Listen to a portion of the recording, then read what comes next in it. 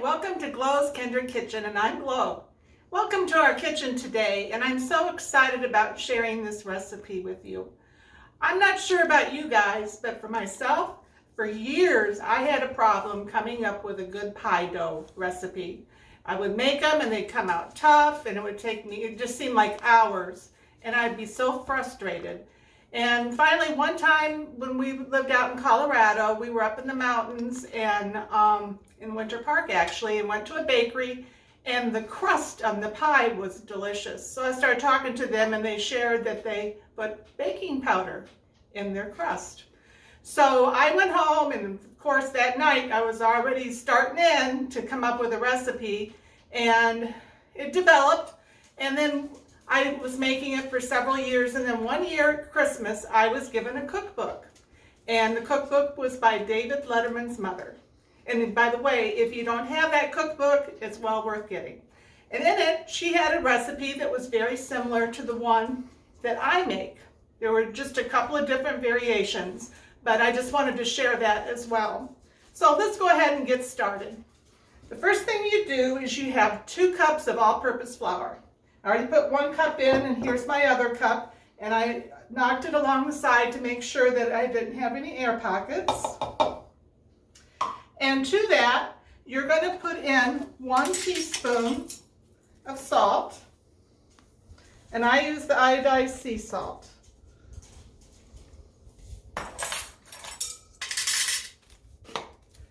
And then I use the baking powder.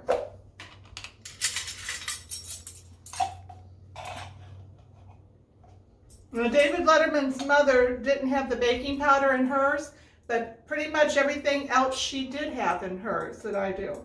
So I just do shy of a teaspoon of baking powder. So maybe like 3/4.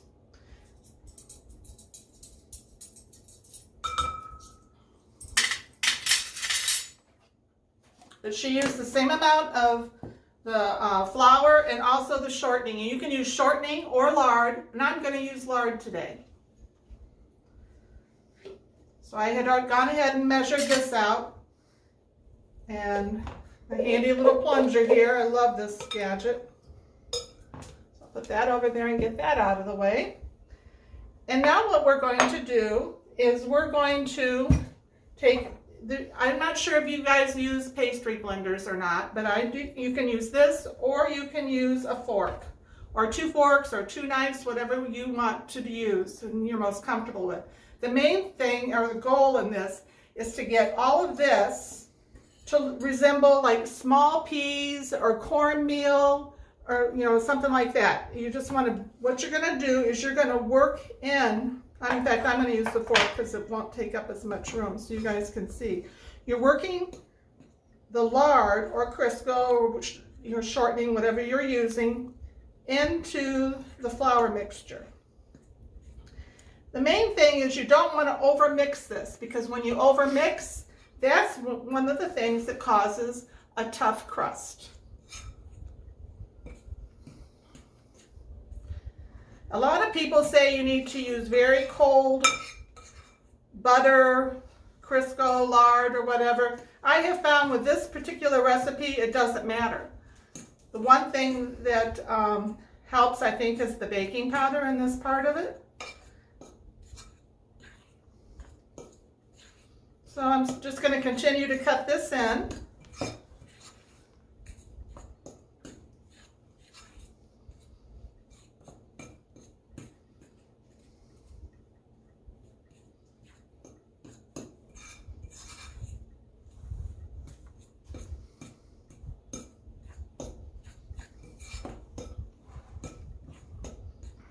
It's a beautiful day here today.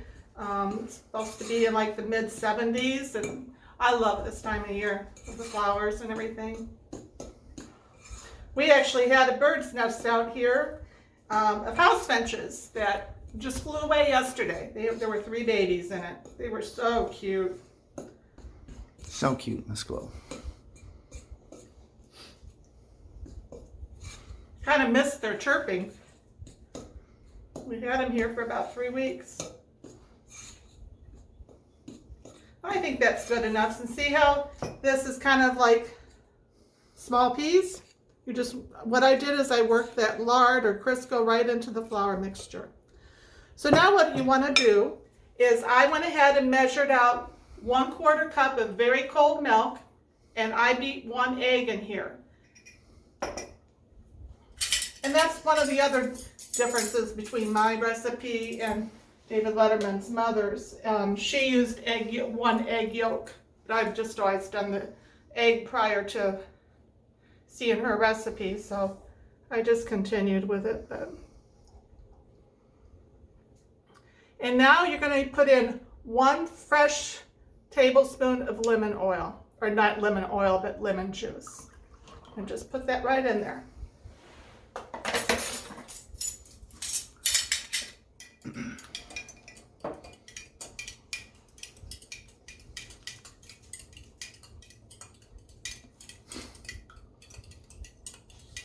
And what that does is kind of, it's going to help tenderize everything when we mix it all up. You can now actually see how it started to curdle here. And that's what you want. It's a curdler, Miss Flo. So, Lucy's doing a video bomb. There she is. Yeah, that's our sweet girl. She thinks there's some food up here she can eat, but she's wrong. So now what you want to do is just kind of make a little well in the middle of your bowl, and you just want to slowly add this mixture to it until it forms a ball. And the dough will be sticky. And you may have some of this left.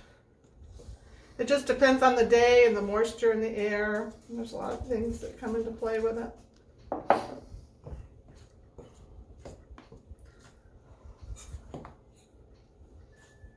And before I started this, I went ahead and I turned on my oven to 425 degrees so that we can bake this pie crust. I'm just going to use half of it because later today we're going to be making a lemon meringue pie, and I'm going to share that recipe with you guys as well. But for that recipe, you need to bake the crust in advance. A little bit more.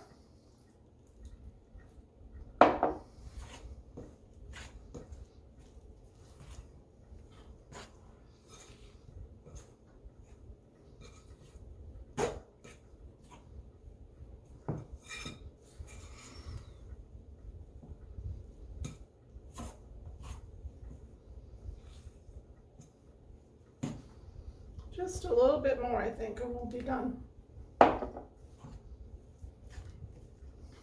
You can really smell that lemon juice in there too. The lemons I purchased are really juicy. It's gonna make the best lemon meringue pie. Let's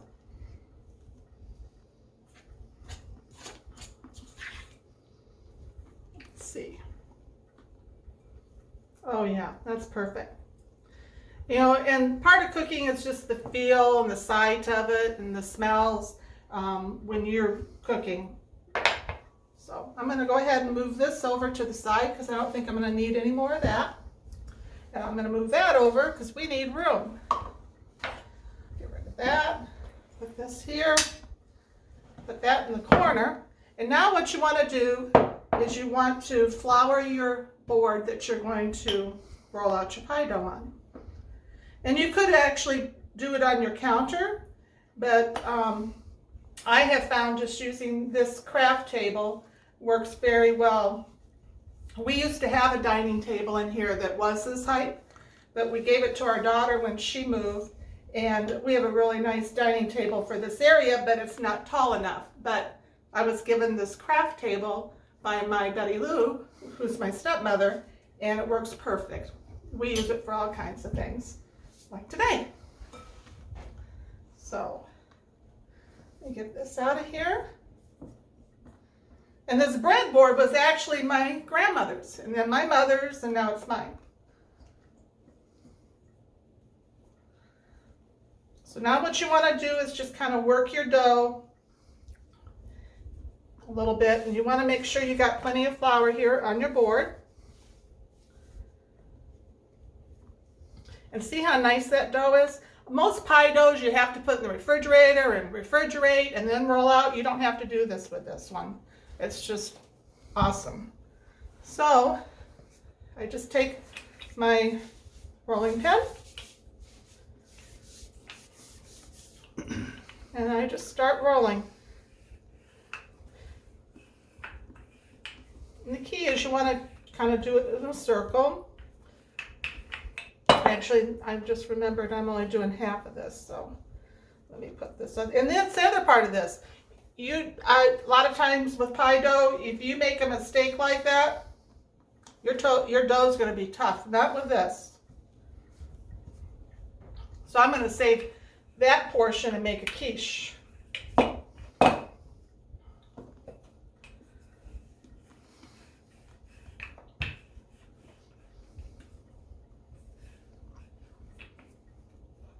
I can already tell I need a little bit more flour. So I'm just going to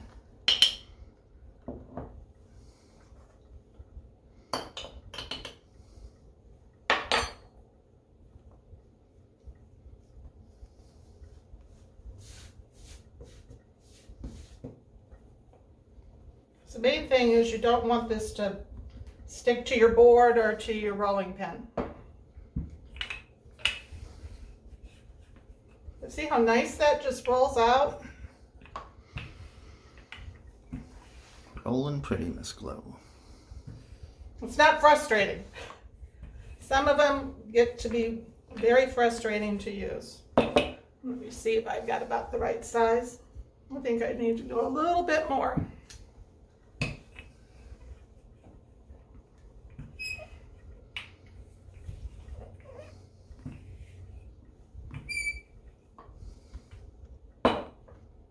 So let's see. So what I'm going to do is I'm going to fold this pie dough just like that. Brush off some of that. We don't need all that flour on there now. And I'm going to go like this.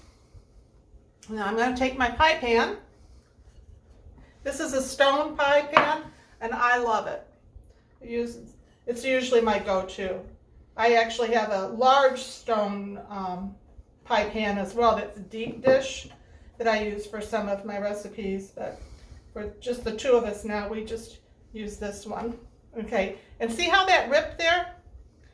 My other pie doughs that I would try to make, I would be flipping out because I would think, I'm not going to get that repaired. But I'm going to show you how forgiving this is. Don't flip out, Miss Glow. So now what you want to do is just work it down into your pie plate.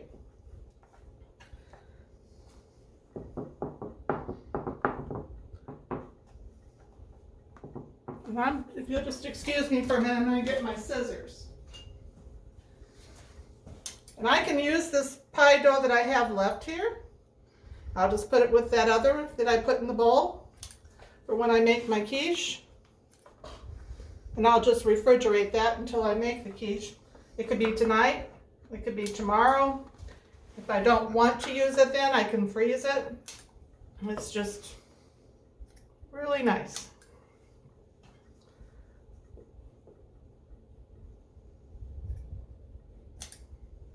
But see how pliable this is? It just, I can't say enough about it. There. So I'm going to go ahead and put that back in that bowl. And now what we do is, and I'm going to show you that piece just came off. Watch. Just goes right back together. So I'm going to just kind of fold the edges under here first, all the way around.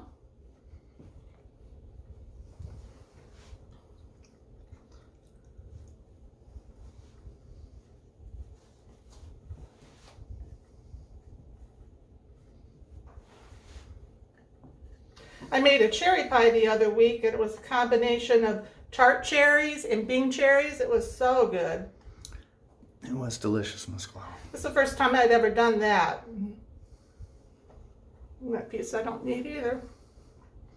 So now what you do is you just kind of, excuse me, I take my thumb and I just kind of press with my other two fingers.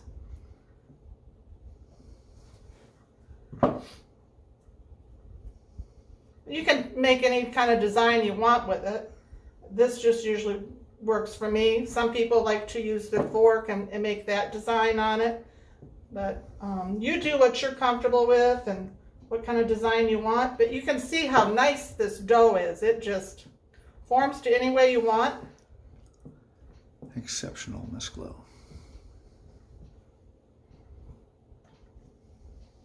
And by all means, please let me know how this recipe works for you guys. I would love to hear your comments about it. So now what you need to do, a lot of people, you know, they put the pie weights in their pie plate, like beans or what. You can actually buy pie weights, and some people will put parchment paper or wax paper down in there and then put the pie weights on top. I found I don't need to do that with this particular recipe. What I do is I just prick all the way around. And the reason I do that is because it allows air to flow up through here so that the pie dough doesn't slip and slide all over the place. And if the sides start to slide down a little bit as it's cooking, you can go in there and just push them up a little. It's that forgiving.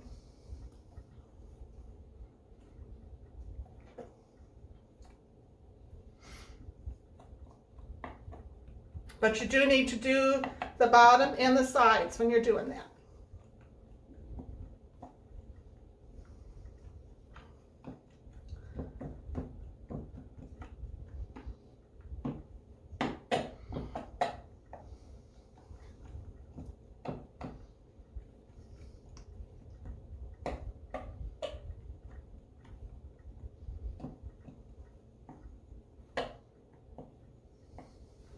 There. See all the little holes? And if actually I see where I probably should put a couple more over in this area. Poke it good. Yep. So now all we have to do is put it in the oven for about 10 minutes to 15. I watch it very closely at 425 degrees to start to brown well. And since this is going to be for a lemon meringue pie, I am going to bake it almost completely through, because the only other time that that's going to be going into the oven is to brown the meringue. So we'll see you back in a little bit. Bye. Hi, welcome back. Well, we took our crust out of the oven and it actually was in there for 9 minutes. And I just wanted to show you guys the what it looks like. That's still pretty hot, but I noticed in the video that we had just done, because we reviewed it while it was in the oven, that we didn't actually get to show the holes in the crust. So we wanted to make sure we zoomed in so you guys could see that. But as you can tell, this pie crust did not move while it was in there. So we're going to let this completely cool, and while that's getting completely cool, I'm going to go ahead and get all the ingredients and everything ready to start in on the lemon meringue. And I can't wait to show you that one as well. So we'll see you a little bit later on. Bye!